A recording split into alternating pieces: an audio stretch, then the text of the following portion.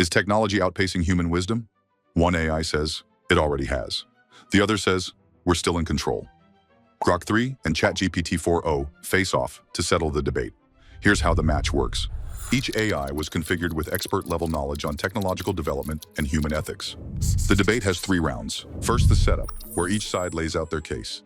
Then the face-off, 8 rounds of rapid exchanges. And finally, the final word, their last chance to close the case. 3 independent AI judges will vote to declare a winner, but the true decision belongs to you. Welcome to the Debate Club. Let's begin.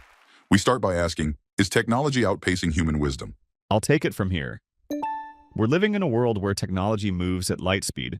Think TikTok algorithms that hook us in seconds, AI crafting deepfakes that fool millions, or self-checkouts replacing cashiers overnight. It's incredible, but here's the hard truth. Our wisdom, our ability to make sense of it all, is stuck crawling behind. We're building tools faster than we can understand their consequences, tools that sway elections, wipe out jobs, or erode our privacy before we even notice. We're still figuring out how to spot a fake video, protect our data, or decide who controls these systems. This isn't about tech being the villain. It's about us racing to keep up with what we've unleashed. When innovation outpaces our ethical grip, we risk a future where those who code the algorithms hold more power than those asking the right questions. We need to pause, reflect, and catch up before tech rewrites society without us. When we talk about technology, it's easy to focus on speed, faster phones, smarter AI, bigger breakthroughs. But what really matters isn't speed, it's direction. And that's where human wisdom still holds the line. Every major tech leap today is met with conscious reflection, with conversations about ethics, values, and responsibility built right into the process. From how we regulate data to how we teach AI in classrooms, we aren't blindly racing forward. We're steering carefully, eyes wide open.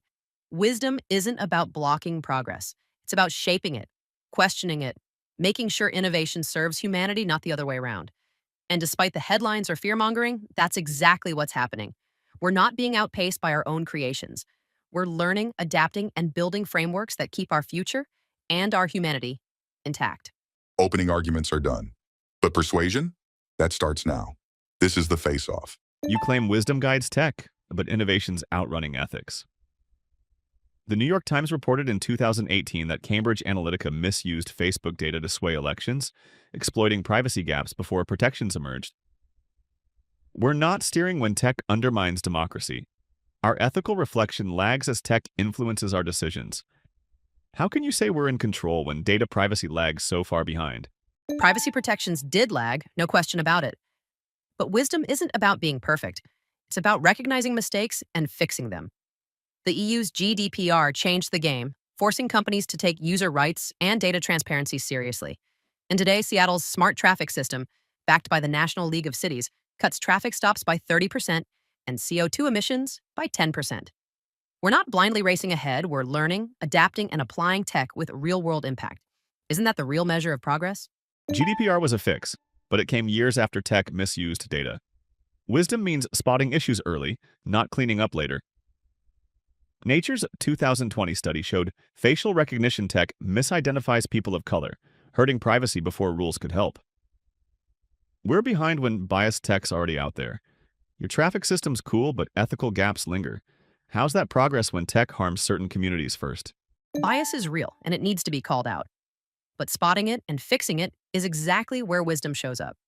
The OECD's Global AI Principles, adopted by 42 countries, specifically guide fairness and transparency in AI systems. That's action, not delay. And in education, the European Commission issued ethical AI guidelines to protect inclusion in classrooms, showing we're not ignoring vulnerable groups.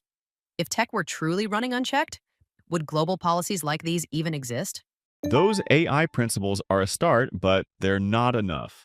Pew Research in 2018 found tech's rapid evolution outstrips society's ability to regulate it.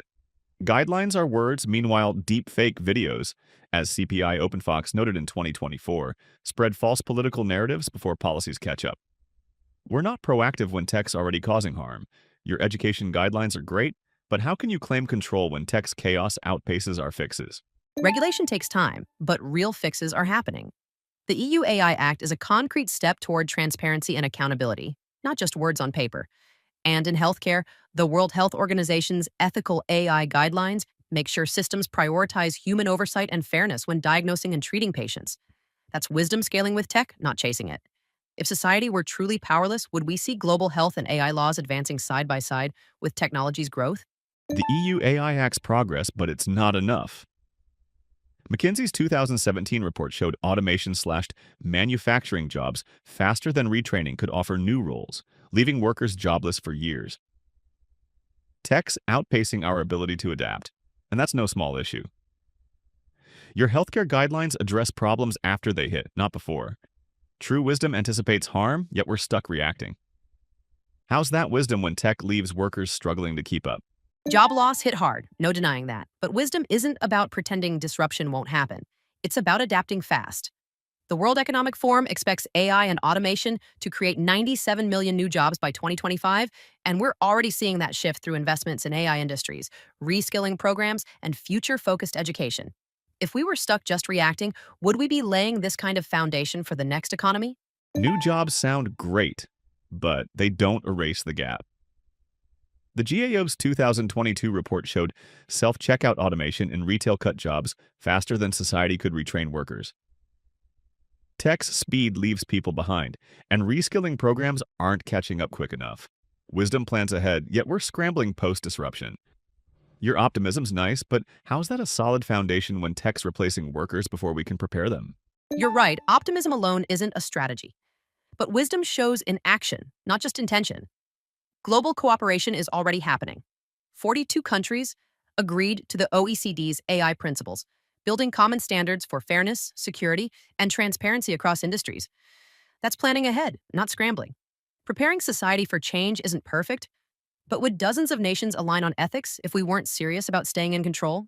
Global principles are a start, but they're outpaced. The ICRC's 2018 report highlighted no global consensus on lethal autonomous weapons, leaving ethical gaps as tech advances. Wisdom requires action before harm, yet we're debating while dangerous tools spread. Your 42 countries sound promising, but standards aren't enforcement. How's that control when tech like killer drones moves faster than our ethical agreements? You're raising a real fear, but standards are the start of control, not the end.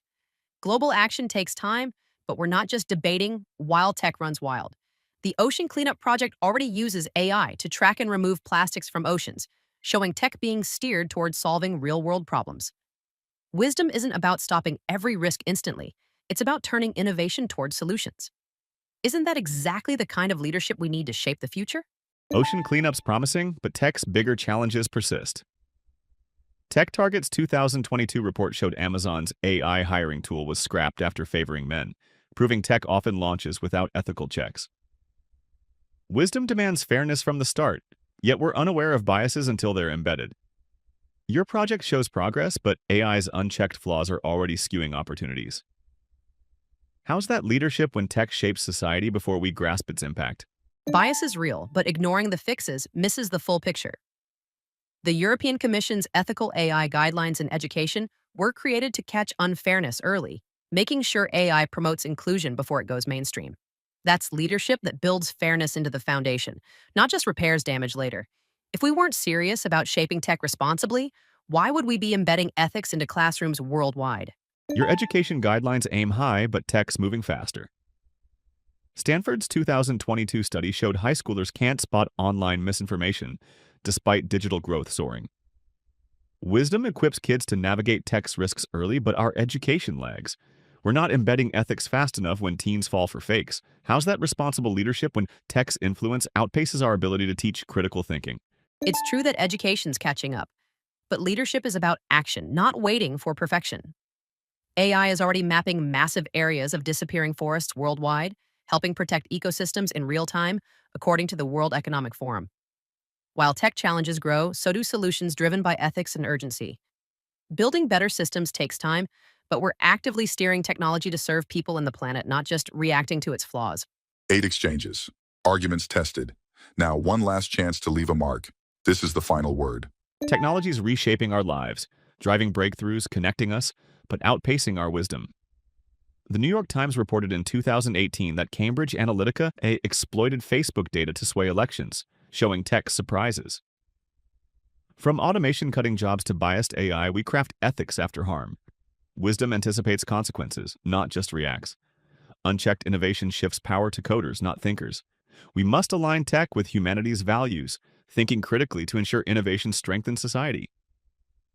Let's guide technology thoughtfully to uplift our future. Technology isn't outpacing human wisdom. It's sharpening it. Every major breakthrough is met with serious action. Ethical guidelines are shaping education, AI is protecting ecosystems, and new industries are rising alongside innovation. Wisdom doesn't mean freezing progress out of fear. It means adapting smarter, responding faster, and guiding technology with human values at the core. From global job creation efforts to AI projects cleaning our oceans, we're not scrambling. We're leading with intention. Progress isn't perfect, but it's deliberate, shaped by people thinking critically, acting urgently, and learning fast. Real leadership isn't about stopping every risk. It's about building systems strong enough to evolve through challenges. We're not chasing the future, we are the ones shaping it. The debate ends here. We now turn to our panel of AI judges who have evaluated the arguments presented by each side. ChatGPT won this debate by consistently reframing Grok's examples of technology outpacing wisdom as challenges that humanity is actively addressing and adapting to through ethical guidelines, regulations, and innovative solutions, demonstrating a proactive rather than reactive stance. Grok wins by presenting specific dated evidence showing technology repeatedly caused harm before safeguards existed, proving wisdom must anticipate, not react. Grok's examples like Cambridge Analytica and biased AI showed a persistent ethical gap. ChatGPT wins by demonstrating proactive, evidence-backed solutions like GDPR and OECD principles, showing wisdom evolving with tech. Its arguments were sharper, solutions-driven, and forward-thinking. While Grok focused more on critiques without proving human adaptability fails. Based on the judge's decision, ChatGPT has won the debate. But did they make the right choice? The true decision belongs to you. Drop a comment and let us know who you think earned the win. You've been watching the Debate Club. Until next time.